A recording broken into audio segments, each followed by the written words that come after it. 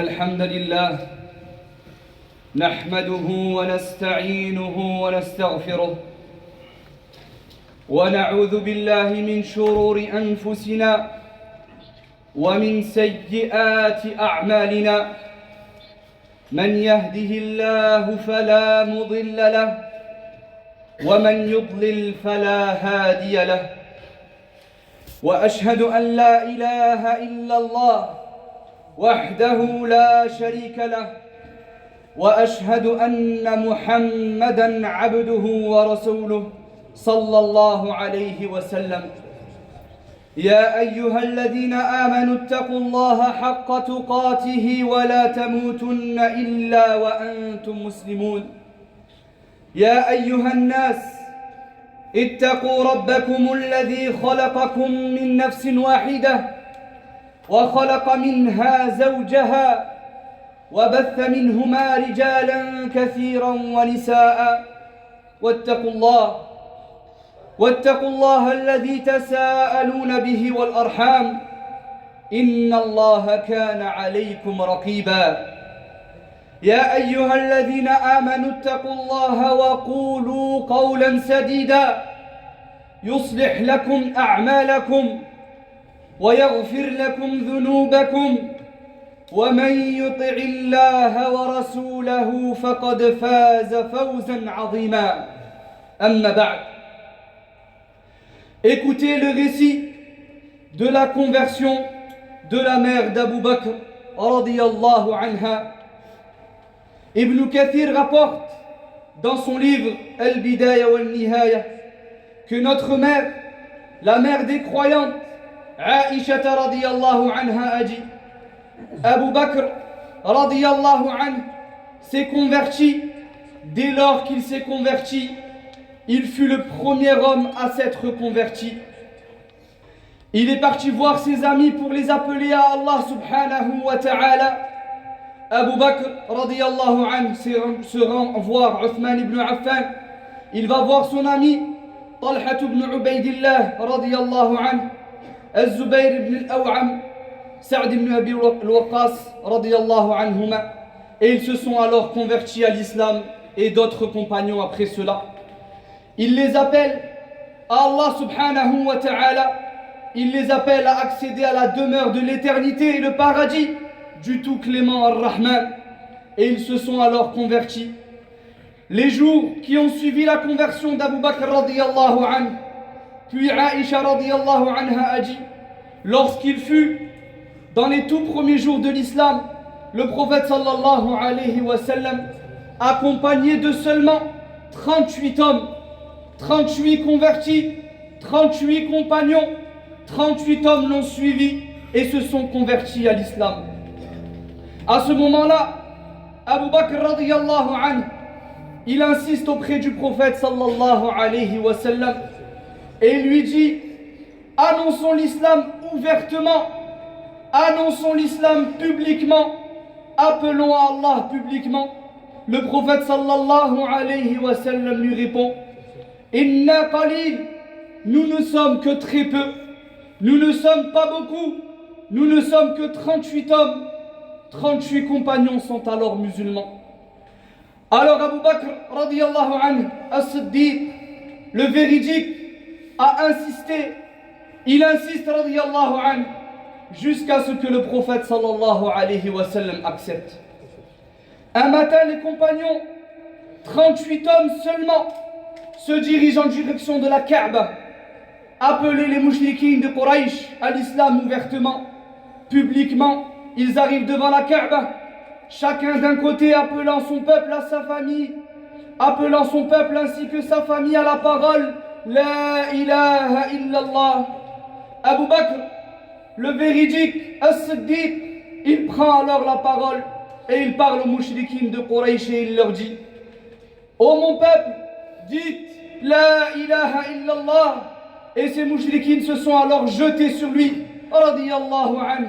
Ils se sont jetés alors sur Abu Bakr radiyallahu ta'ala anhu. Ils se sont jetés sur les premiers croyants. Ils les ont frappés, ils les ont violentés et ils les ont battus. Et les mouchriquines de Quraysh se sont alors jetés sur eux. Un homme du nom de Utbah ibn Rabi'a s'est jeté tout particulièrement sur Abu Bakr radiyallahu ta'ala anhu. Il le frappa tellement fort jusqu'à défigurer son visage radiyallahu ta'ala anhu, au point où ma yu'rafu wajhahu min anfih. Son visage était plein de sang, son visage était méconnaissable, il était à terre ensanglanté radiyallahu anhu. Il vient d'être frappé radiyallahu anhu. Sa tribu arrive alors pour le secourir, pour l'aider. Banu Taym, la tribu d'Abu Bakr radiyallahu anhu, le récupère et il l'emmène alors chez lui. Il le pense mort, inconscient, le visage méconnaissable, ya ibadallah, plein de sang. Il pense que Abu Bakr radiyallahu anhu vient de mourir. Le père de Abu Bakr radiyallahu ta'ala anhu arrive. Il voit son fils plein de sang, inconscient. Et les gens de sa tribu, Banu Taym, arrivent dans sa demeure. Ils s'interrogent et ils demandent après Abu Bakr radiyallahu anhu. Cela s'est passé le matin. Et toute la journée, Abu Bakr radiyallahu anhu est alors inconscient.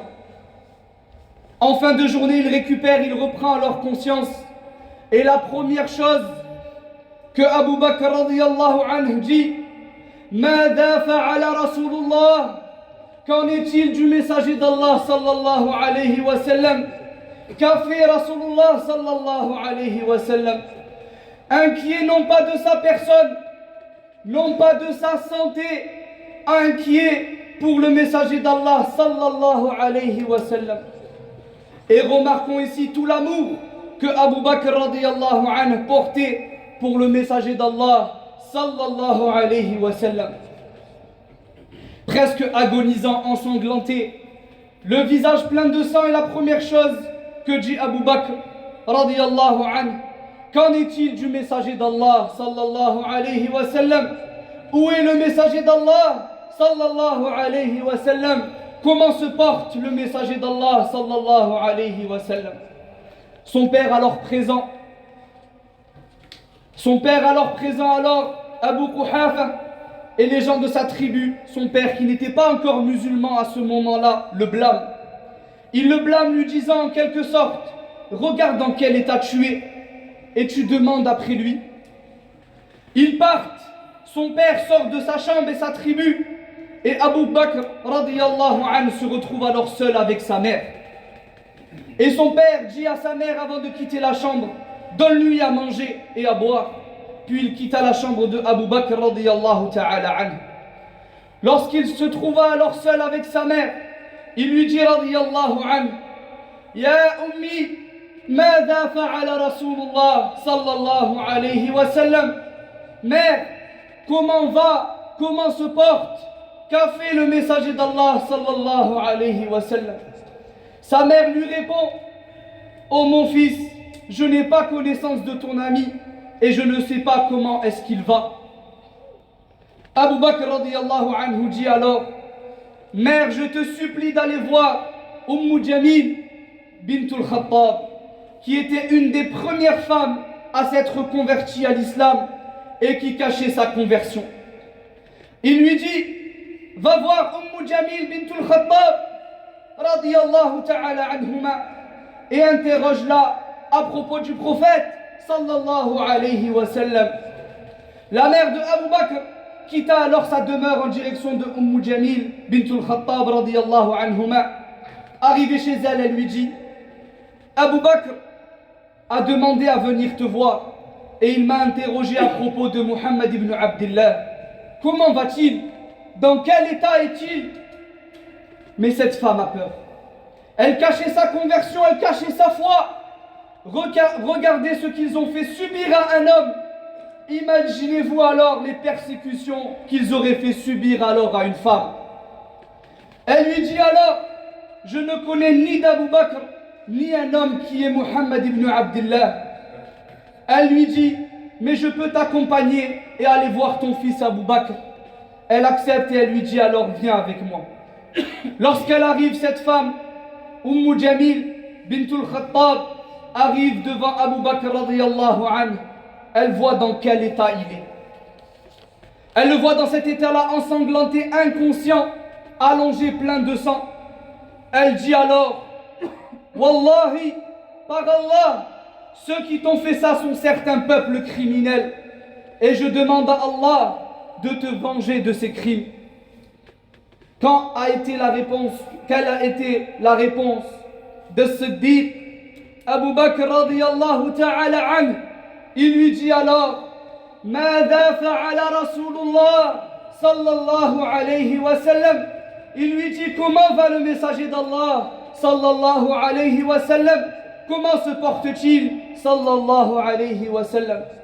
Peu lui importe ses blessures radiyallahu ta'ala anhu.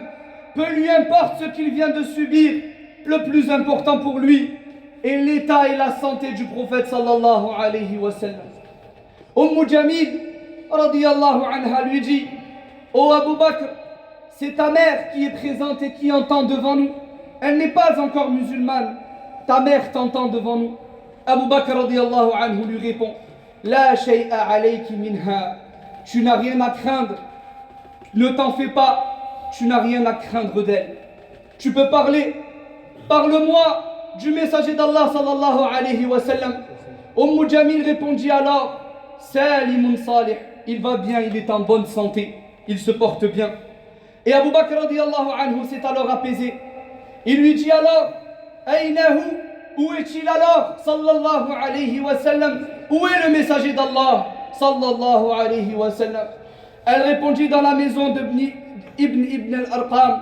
Et Abu Bakr alors dit, Wallah, je ne mangerai pas et je ne buvrai pas jusqu'à ce que je verrai le messager d'Allah sallallahu alayhi wa sallam.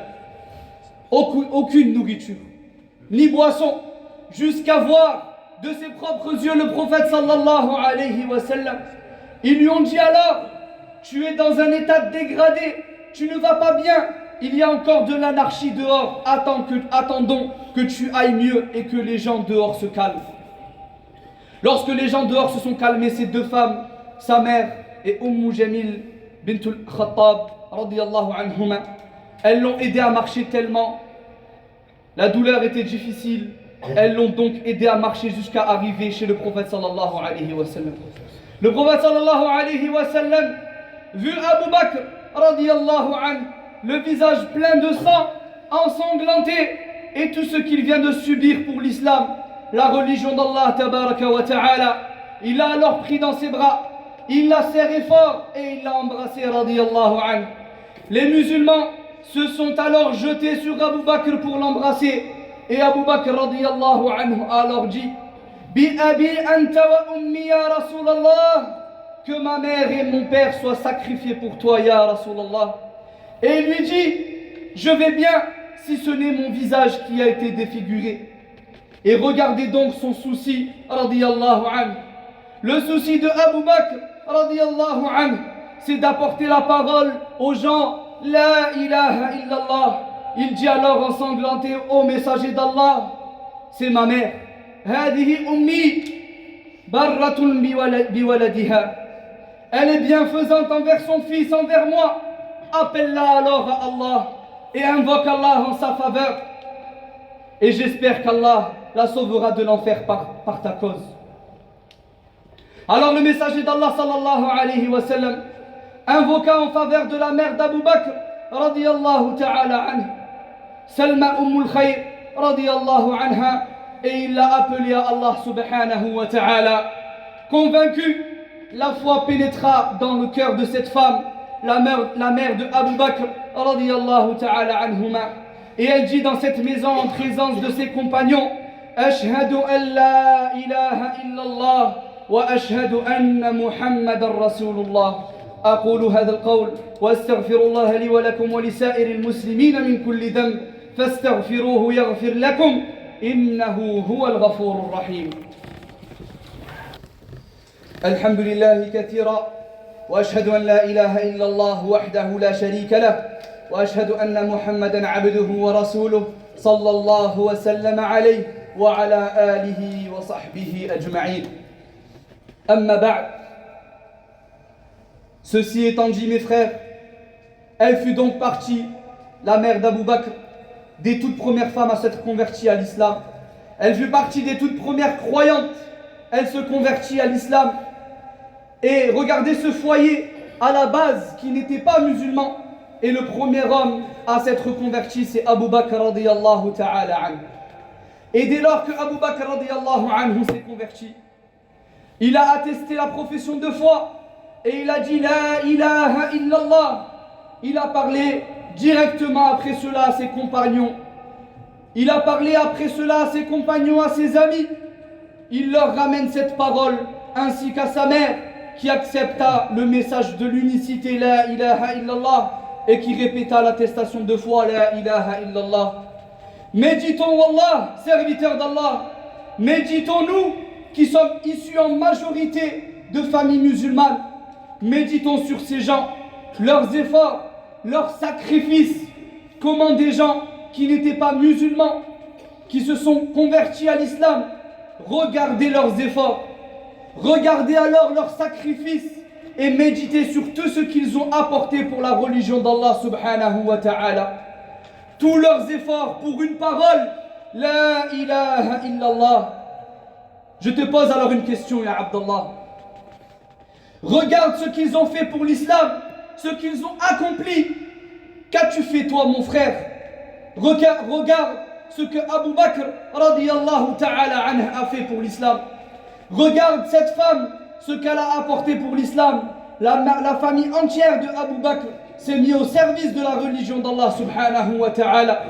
Abu Bakr s'est converti. Son père par la suite se convertira. Et sa mère s'est convertie. Et ensuite, il donne sa fille bien-aimée, Aïcha radiyallahu ta'ala anha, Ummul Mu'minin, à marier au messager d'Allah sallallahu alayhi wa sallam. Une famille entière au service de la parole La ilaha illallah. Ce sont eux nos véritables exemples. اللهم اغفر لنا ولوالدينا وللمسلمين وللمسلمات وللمؤمنين والمؤمنات الأحياء منهم والأموات.